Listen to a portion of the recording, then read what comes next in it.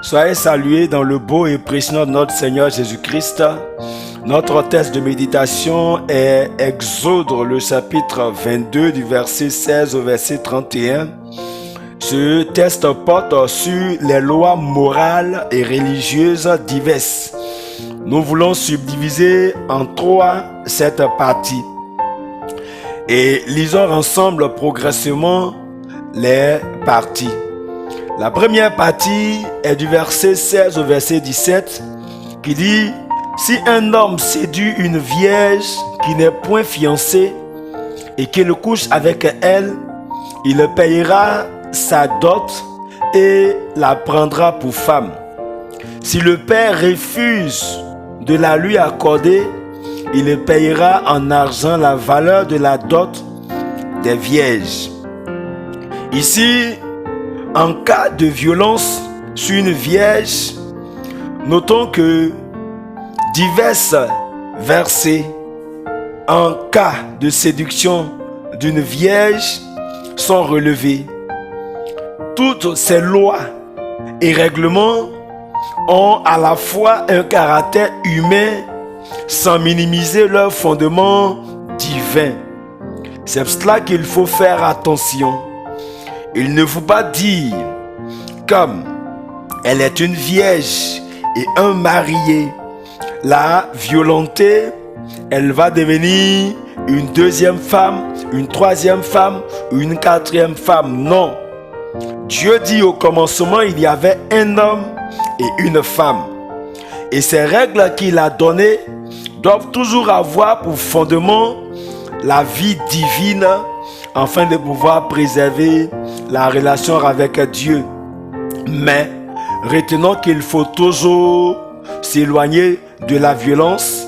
Et là où il y a violence, il doit avoir dédommagement, il doit avoir règlement. Et ces règles doivent être selon Dieu. La deuxième partie, c'est du verset 18 au verset 20. Ce sont les lois sur les abominations et les sacrifices à des dieux étrangers. Nous allons lire ensemble. Tu ne laisseras point vivre la magicienne. Quiconque couche avec une bête sera puni de mort. Celui qui offre des sacrifices à d'autres dieux, car l'Éternel seul sera voué à l'extermination. La mise à mort est la sanction requise à celui ou celle qui pratique la sorcellerie ou la zoophilie, c'est-à-dire des personnes qui ont des attirances sexuelles ou affectives avec un ou plusieurs animaux. Il en est de même des sacrifices à des dieux étrangers. Ce sont des abominations contraires au projet de Dieu quand il a créé l'homme à son image.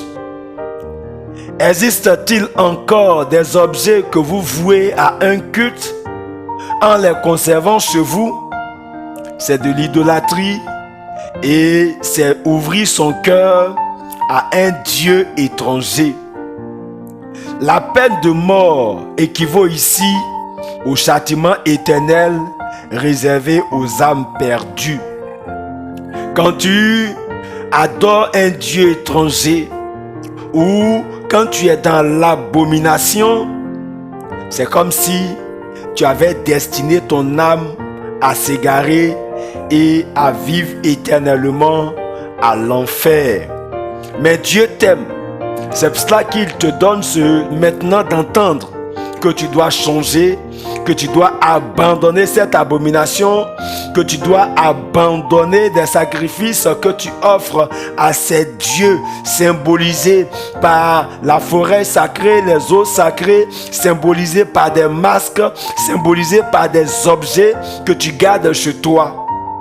Jésus vient à toi et il veut te libérer. Les lois morales et religieuses ici prennent en compte les devoirs envers les étrangers et les droits des dieux.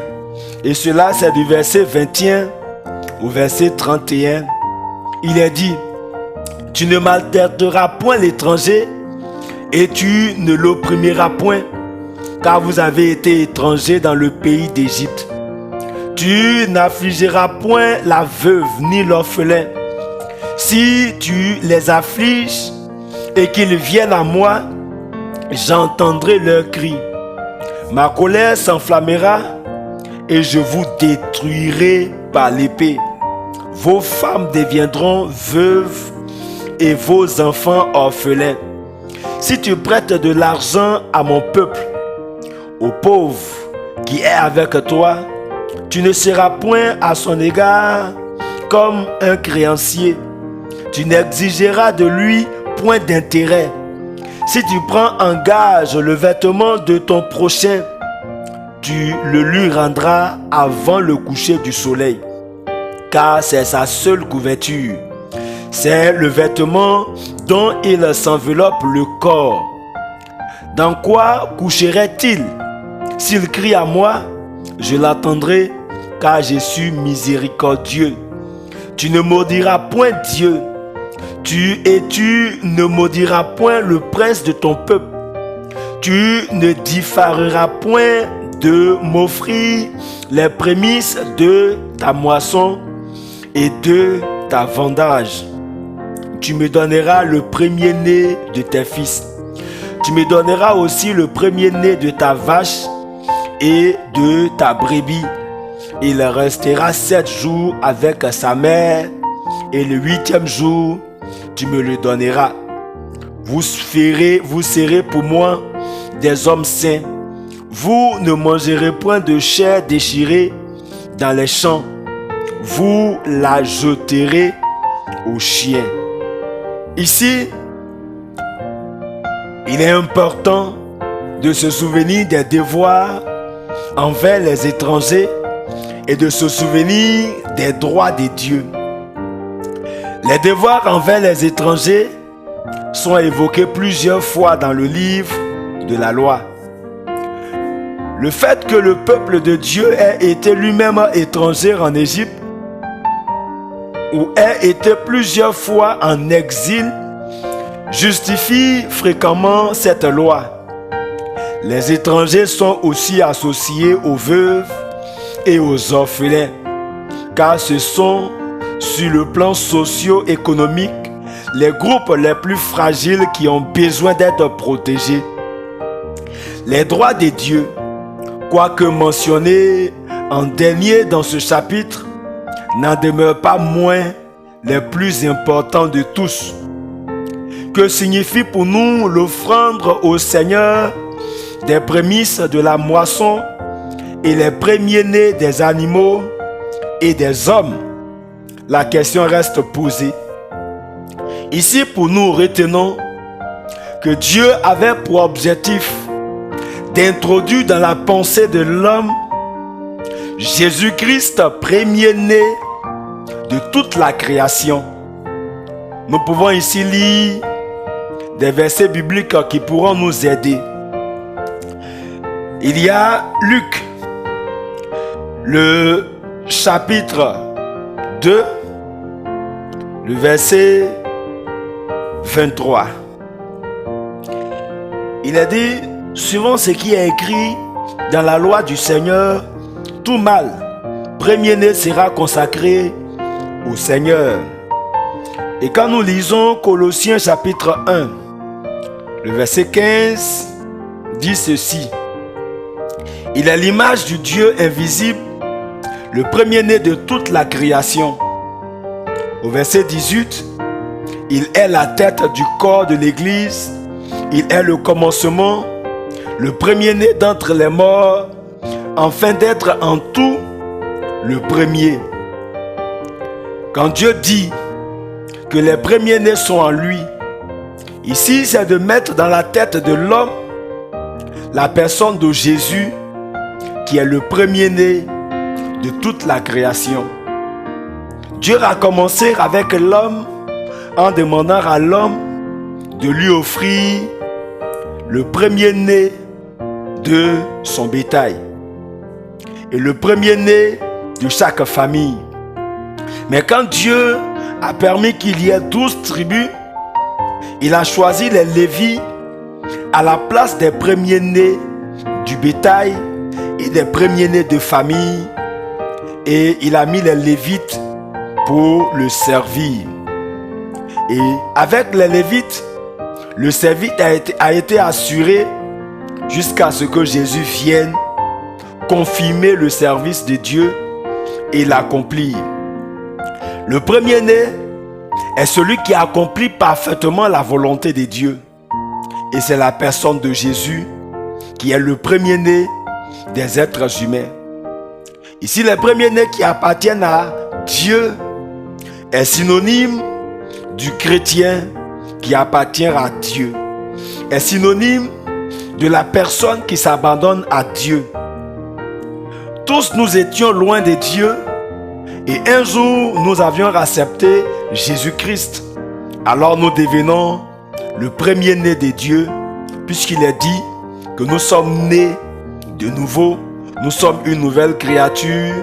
1 Corinthiens 5, le verset 17.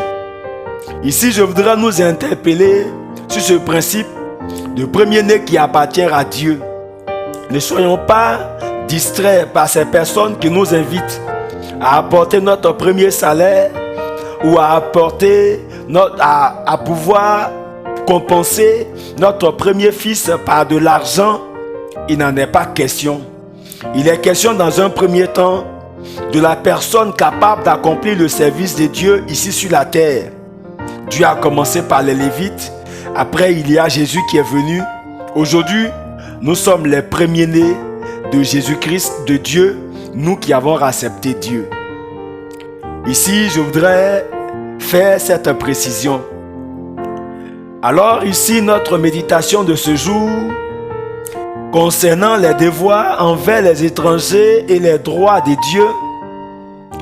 En cas de viol sur une vierge, les lois sur les abominations et les sacrifices à des dieux étrangers, une prière doit être adressée à Dieu.